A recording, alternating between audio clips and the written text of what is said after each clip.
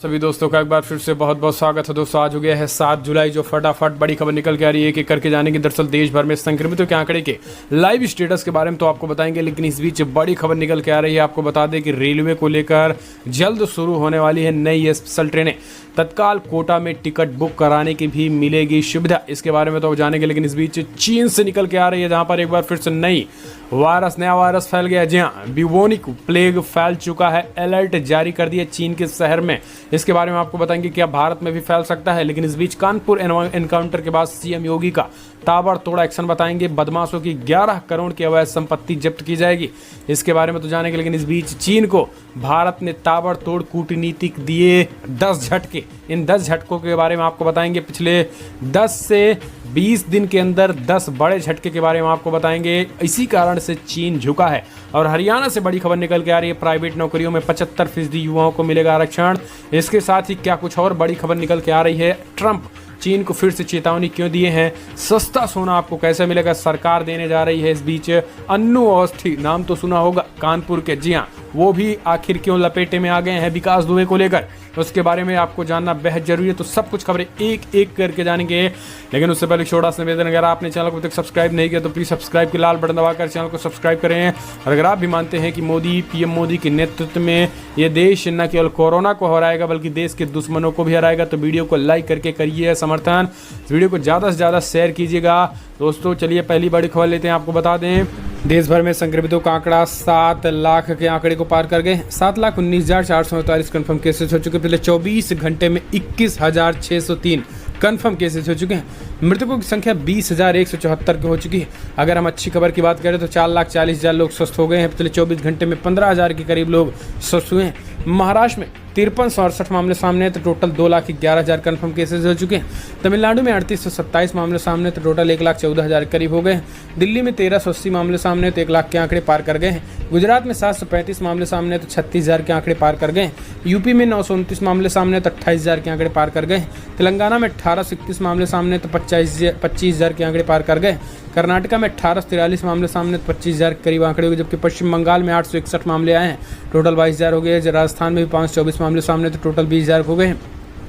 आंध्र प्रदेश में 1322 मामले सामने आए। हरियाणा में 499 आए तो टोटल 17,500 हो गए। मध्य प्रदेश में 354 आए, टोटल 15,000 के आंकड़े पार कर गए। जबकि बिहार में 280 मामले सामने आए तो 12,000 के आंकड़े पार कर गए। इस बीच उड़ीसा में 456 मामले सामने आए तो कल जम्मू में 246 मामले आए। पंजाब में भी 208 मामले आए। केरला में 193 मामले सामने आए। इस बीच अगर बात करें छत्तीसगढ़ में 98 मामले सामने तो टोटल 3300 के आंकड़े पार कर गए हैं। इस बीच अगर बात करें हम झारखंड में तो 47 मामले सामने तो 2800 के आंकड़े पार कर गए हैं। गोवा में भी 52 मामले सामने हैं। मणिपुर में 24 आए। हिमाचल प्रदेश में 14 मामले सामने तो टोटल 1000 के आंकड़े पार कर गए हैं। नागालैंड में 35 मामले सामने तो 625 आ गए हैं। अरुणाचल प्रदेश में 1 मामले तो टोटल 70 हो गए। ये राज्य दर राज्य आंकड़े हैं। फिलहाल हम चलते हैं अगली बड़ी खबर लेते हैं। आपको बता दें कि बिग ब्रेकिंग सबसे बड़ी खबर निकल के आ रही है। परीक्षा स्टूडेंट छात्रों के लिए लॉकडाउन के दौरान परीक्षा लेने की केंद्रीय गृह मंत्रालय ने दे दी है हरी झंडी। जी हाँ, केंद्रीय गृह मंत्रालय की तरफ से एक बड़ा फैसला लेते हुए लॉकडाउन के दौरान परीक्षा लेने की हरी झंडी दे दी गई है। गृह मंत्रालय ने यूनियन हायर एजुकेशन सेकेंडरी को एक पत्र लिखते हुए विश्वविद्यालयों को संस्थानों में परीक्षा कराने की अनुमति दे दी गई है, जिसके बाद यूजीसी ने बड़ा फैसला लिया। जी हाँ, आपको बता दें कि यूजीसी ने भी गाइडलाइन जारी करते सितंबर अंत तक फाइनल ईयर की परीक्षाएं कराने का ऐलान किया है। आपको बता दें कि विश्वविद्यालय अनुदान आयोग यूजीसी ने विश्वविद्यालय और शैक्षणिक संस्थानों की परीक्षाएं नए एकेडमिक सत्र को लेकर रिजवाइंड गाइडलाइन जारी कर दी है। यूजीसी के इस फैसले में प्रेस नोट की जानकारी केंद्रीय मानव संसाधन विकास मंत्री डॉक्टर रमेश पोखरियाल निशंक ने सोमवार को दी है।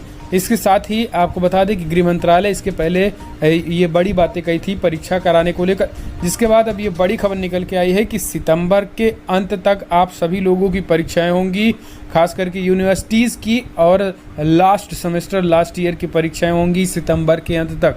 तो अपने आप में अब तक की सबसे बड़ी खबर निकल के आ रही दोस्तों। लेकिन आपको बता दें कि ये ना तो जुलाई में होंगी ना ही अगस्त में, ये होंगी सितंबर के अंत तक। यूजीसी का ये अब तक का सबसे बड़ा फैसला निकल के आया है। फिलहाल चलते हैं अगली बड़ी खबर। रेलवे जल्द शुरू करेगी नई स्पेशल ट्रेनें। तत्काल कोटा में टिकट बुक कराने की भी मिलेगी सुविधा। भारतीय रेलवे जल्द ही कुछ और स्पेशल ट्रेनें चलाने का फैसला ले सकती है। रेल मंत्रालय ने इससे संबंधित प्रस्ताव गृह मंत्रालय को भेज दिया है। इन ट्रेनों को चलाने की योजना बनाई जा रही है। योजना के तहत हर ट्रेन में अधिकतम यात्रियों की संख्या, रेलवे स्टेशन पर यात्रियों की स्कैनिंग की तैयारी जैसे मुद्दों पर गंभीरता से विचार किया जा रहा है।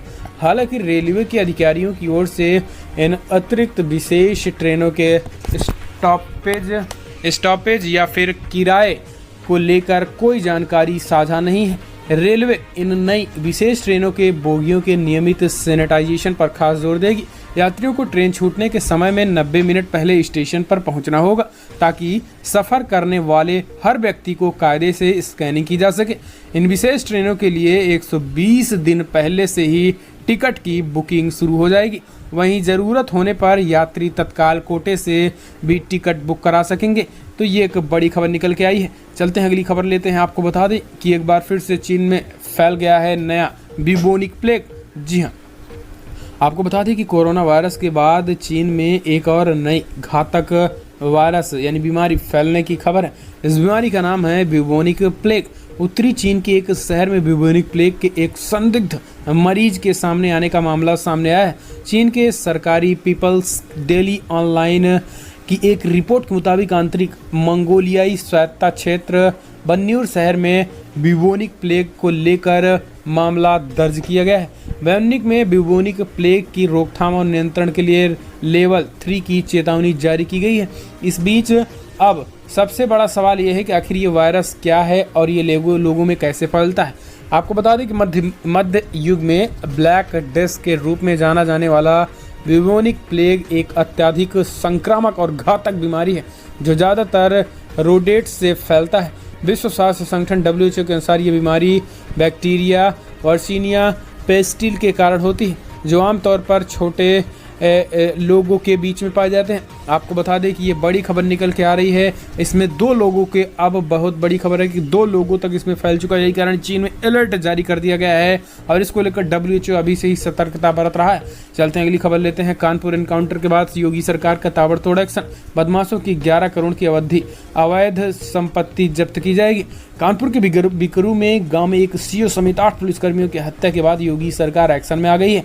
घटना के बाद यूपी पुलिस ने अलग अलग जिलों में अपराधियों पर कार्रवाई करते हुए बीते 2 दिनों से 11 करोड़ रुपए से अधिक संपत्ति जब्त कर ली है।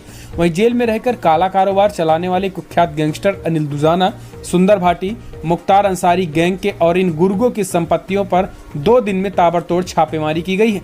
पुलिस ने छापेमारी में करोड़ों की कार, ट्रक, कोठी और जमीनें जब्त की हैं। अब तक पुलिस 11 करोड़ 35 लाख की संपत्ति जब्त कर चुकी है।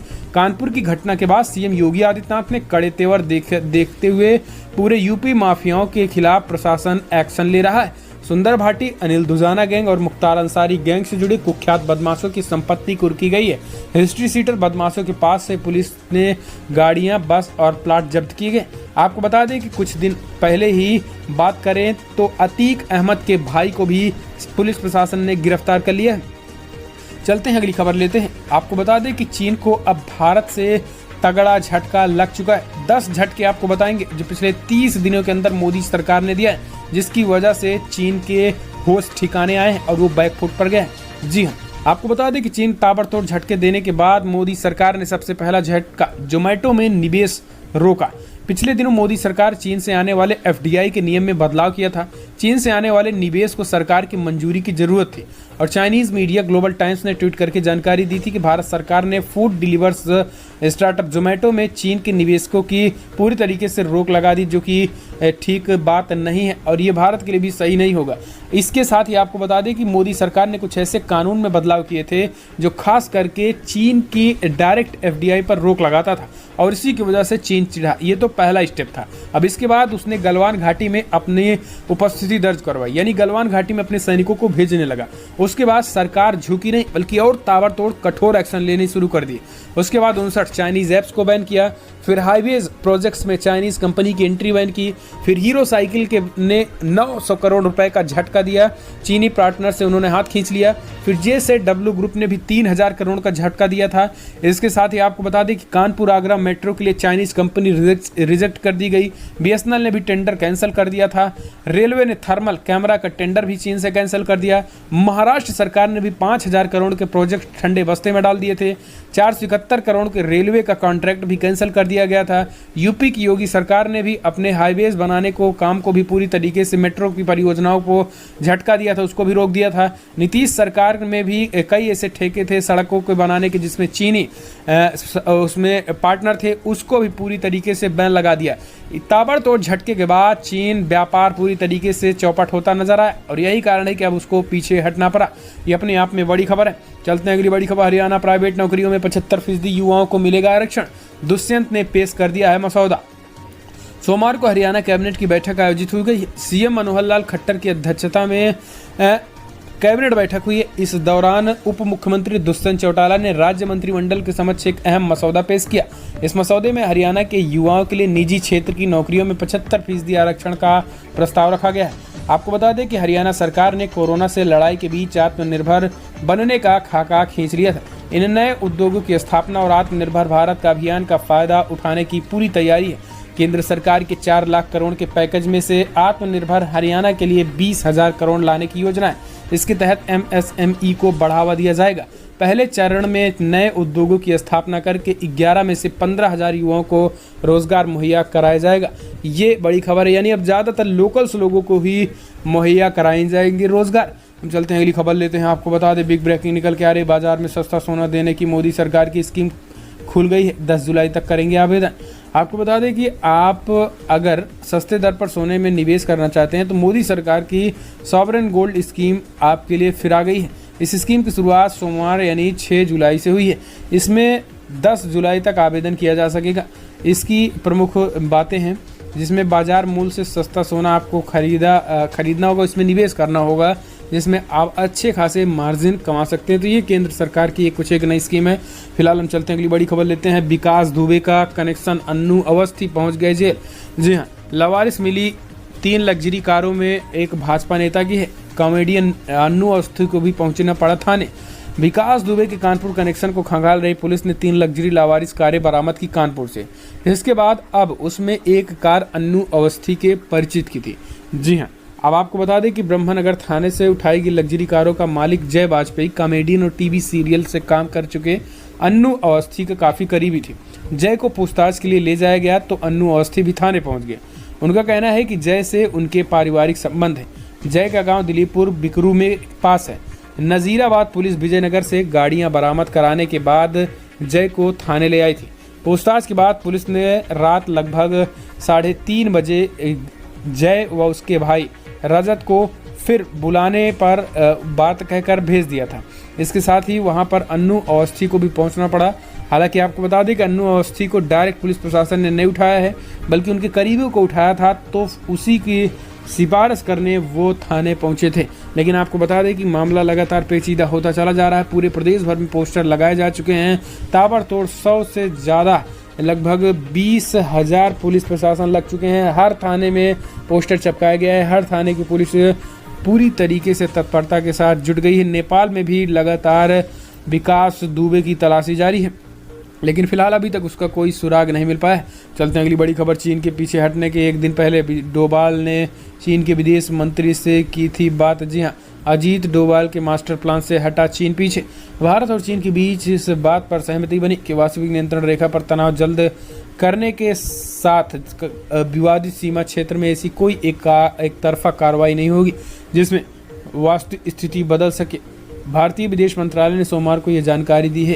विदेश मंत्रालय ने बताया कि राष्ट्रीय सुरक्षा सलाहकार NSA और चीन के विदेश मंत्री वांग सी के बीच रविवार को फोन पर बात हुई और उन दोनों ने बातचीत के दौरान भारत चीन सीमाई इलाके को वेस्टर्न सेक्टर के में हल के लिए दिनों में विवाद पर गहरी और खुलकर चर्चा की, जिसके बाद ये नतीजा हुआ कि सेनाएं पीछे हटेंगी। हम चलते अगली बड़ी खबर लेते हैं। रेलवे के निजीकरण की ओर सरकार ने बढ़ाया पहला कदम। 8 नवंबर तक तय कर ली जाएंगी कंपनियां। केंद्र सरकार ने निजी क्षेत्र की भागीदारी में यात्री ट्रेनें के संचालन की योजना को अमली जामा पहनाने की ओर कदम बढ़ गया। इसके लिए रेल मंत्रालय ने निजी क्षेत्रों की कंपनियों से यात्री ट्रेनों के संचालन के लिए रिक्वेस्ट फॉर क्वालिफिकेशन यानी RFQ मांगा है। रेल मंत्रालय के मुताबिक देश भर के रेलवे नेटवर्क को 12 क्लस्टर में बांटा गया। इन्हीं में से 109 जोड़ी प्राइवेट ट्रेनें चलाई जाएंगी। ये भारतीय रेलवे नेटवर्क पर पैसेंजर ट्रेनों को चलाने के लिए निजी निवेश की पहल है। रेल मंत्रालय की ओर से जारी प्रोजेक्ट इन्फॉर्मेशन मेमोरेंडम के मुताबिक प्राइवेट ट्रेन प्रोजेक्ट पर पहली प्री वीडियो कॉन्फ्रेंस 21 जुलाई को होगी और इसी को देखते हुए अब प्राइवेटाइजेशन शुरू हो गया। हम चलते हैं अगली खबर लेते हैं। आपको बता दें कि जितिन प्रसाद कांग्रेस पार्टी ने अब यूपी में ब्राह्मण कार्ड खेलना शुरू किया। जी हाँ, आपको बता दें कि कांग्रेस के वरिष्ठ नेता जितिन प्रसाद ब्रह्मा चेतना संवाद कार्यक्रम शुरू करने जा रहे हैं। यह कार्यक्रम ब्राह्मण चेतना परिषद के बैनर के तले होगी। जितिन प्रसाद के मुताबिक यूपी में ब्राह्मणों पर लगातार अत्याचार हो रहे हैं। पिछले दिनों कई घटनाएं सामने आई हैं। इसे देखते हुए अब सोशल मीडिया के जरिए आवाज़ उठाई जाएगी। यूपी में कांग्रेस के ब्राह्मण चेहरा जितिन प्रसाद ब्रह्मा चेतना संवाद के जरिए योगी सरकार में ब्राह्मणों पर हो रहे अत्याचार और अपराध के खिलाफ आवाज़ उठाने की बात कर रहे हैं। हालांकि राजनीतिक जानकारों का मानना है कि ये ब्राह्मणों को जो पहले कांग्रेस पार्टी के परंपरागत वोट माने जाते थे, अब उनको तोड़ने की साजिश की जा रही है। जबकि आपको बता दें कि ब्रह्मा चेतना संवाद का कहना है, जितिन प्रसाद का कहना है कि उनमें खास करके जो हाईलाइटेड ब्राह्मणों की हत्या हुई है, खास करके लखनऊ में कमलेश तिवारी, गोरखपुर में राजकुमार तिवारी, सत्यप्रकाश शुक्ला की कस्टोडियल डेथ, लखनऊ के चर्चित विवेक तिवारी हत्याकांड, झांसी में जगदीश उड़ेनिया, इसके साथ ही अब बात करें तो रायबरेली में 5 ब्राह्मणों की हत्या, इसके साथ एटा में भी 5 ब्राह्मणों की, इस तरीके से इसमें सारी चीज़ें शामिल हैं। अब इसको उठा करके अब लगातार ब्राह्मण कार्ड कांग्रेस खेलने की तैयारी में।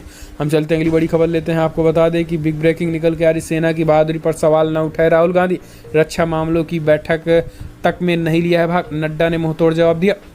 भाजपा के वरिष्ठ नेता राष्ट्रीय अध्यक्ष जेपी नड्डा ने एक बार फिर से राहुल गांधी पर हमला बोला है। नड्डा ने सोमवार को कहा है कि कांग्रेस नेता राहुल गांधी रक्षा मामलों पर संसद की स्थायी समिति की एक भी बैठक में शामिल नहीं हुए, लेकिन वो लगातार राष्ट्र का मनोबल गिरा रहे हैं और सशस्त्र बलों की वीरता पर सवाल उठा रहे हैं।